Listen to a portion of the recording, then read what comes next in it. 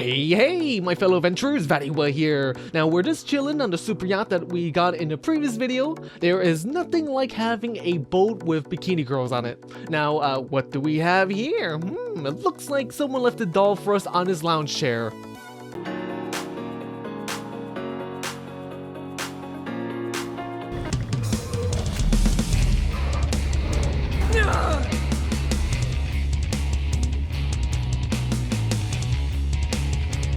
We have Serrano Doll, LE, and any kid in Skyrim that received this as a gift will be very, very happy. Now just look at that orc child sitting in the class with all, making all those other kids jealous.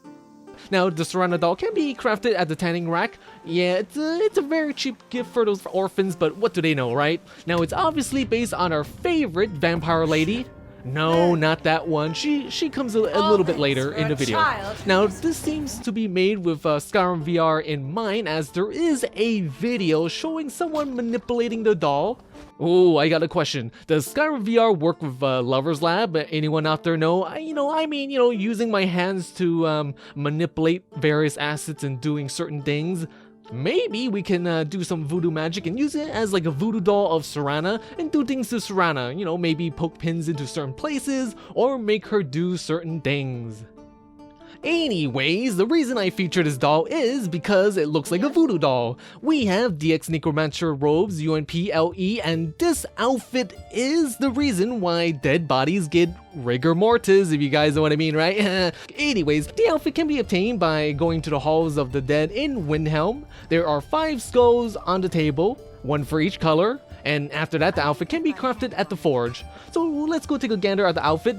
It is lore friendly, totally lore friendly, something that maybe a hag raven would wear before they transform into their current hideous form.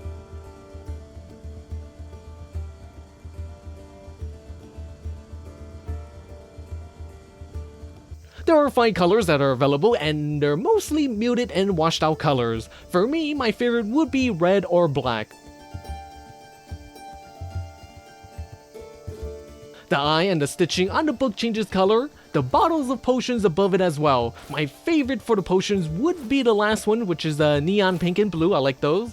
The skulls on the skirt and as well as on the staff has different color of glowy eyes along with the inscription on the staff. The amulets have different colored gemstones. There is also 2 different robes. There is a transparent version, which I might enjoy more for obvious reasons. And okay. Now, before we continue on, I want to mention a few valuable mods that will improve the Necromancer Robes significantly. So, so right here.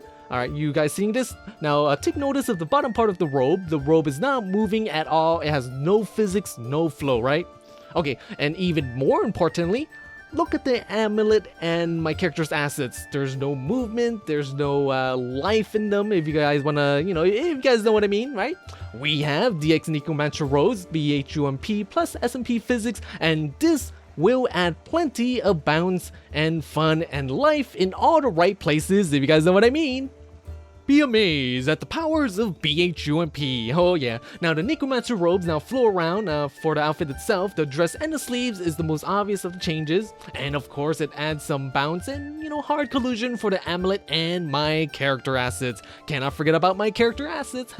Now the best thing is that BHUNP will allow for the Lover's Lab version of this video to have some proper physics and penetration, if you guys know what I mean.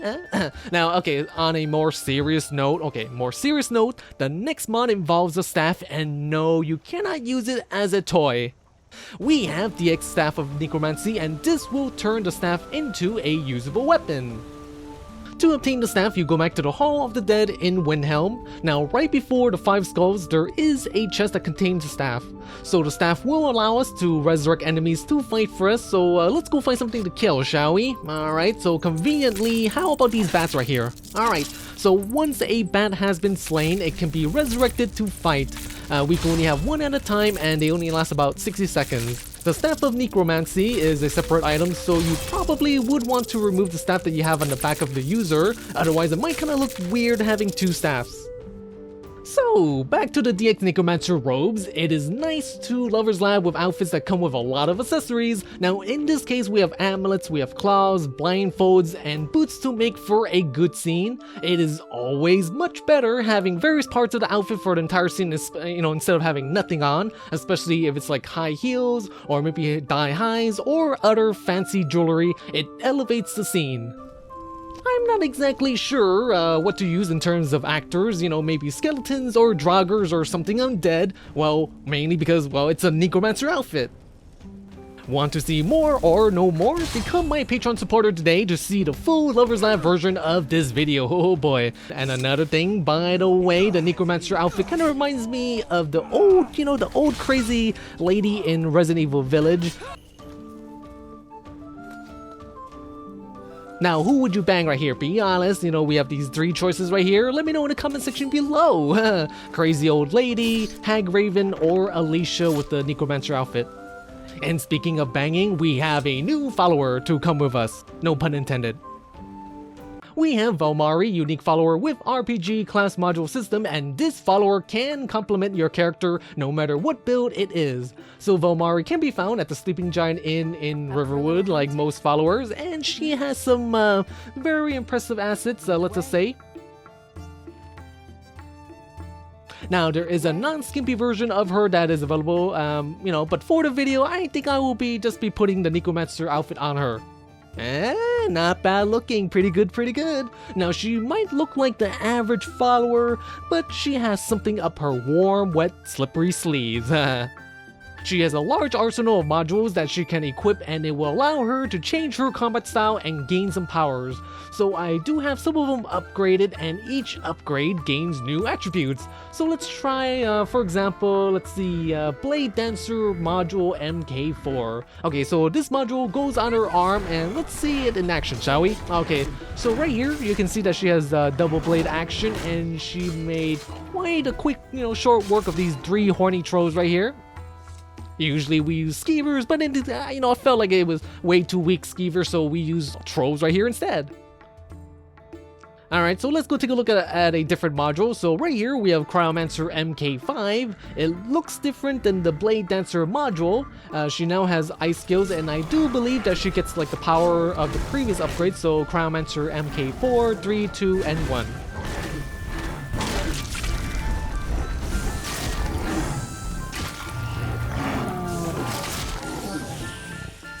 Alrighty, so let's go take a look at another module, shall we? Okay, so right here we have Unlimited Module MK3. Again, different look with the module, appearance-wise.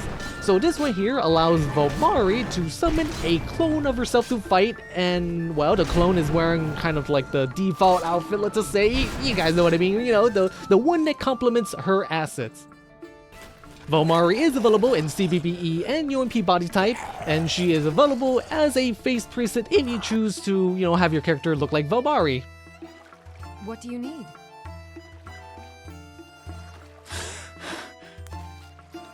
So look what we have here with our band of Necromancer, Resident Evil Village crazy old lady looking posse. We kinda need like a place to stay. We have Castle Demitress by Ashtoreth, and imagine having a replica of the tall vampire lady's castle. Now the castle can be found near Riverwood and Helgen. It definitely dominates the area as it sits high in the mountains. It's kinda similar to how it is in Resident Evil Village.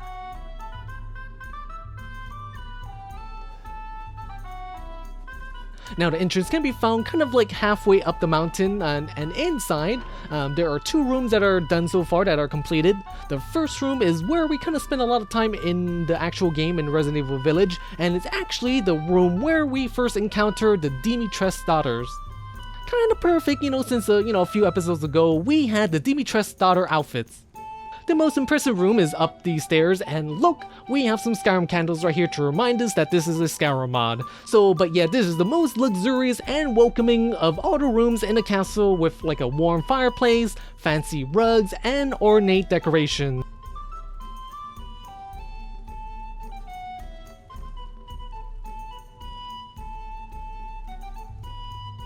And then we go up the grand stairs and to the second floor. As I mentioned earlier, the other rooms are not finished yet. The mod author on Twitter mentions that there will be more rooms added sometime next month. And since we're here, I think I'll quickly walk around the mansion in Resident Evil Village just so we can kind of have some comparison.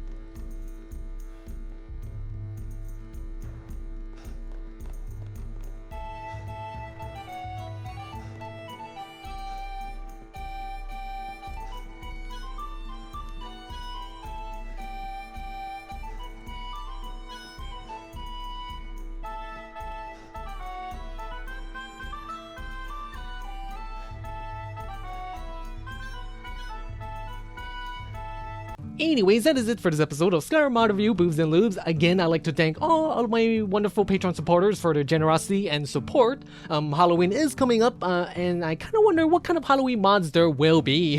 Now, there's definitely going to be a lot of outfits and whatnot, but I kind of a little bit more interested on what kind of haunted houses or world space there will be. I hope it will come out well before Halloween and not right on Halloween, because yeah, that's kind of a pain in the ass to do videos for that. But anyways, well then, stay sexy my friends, stay sexy.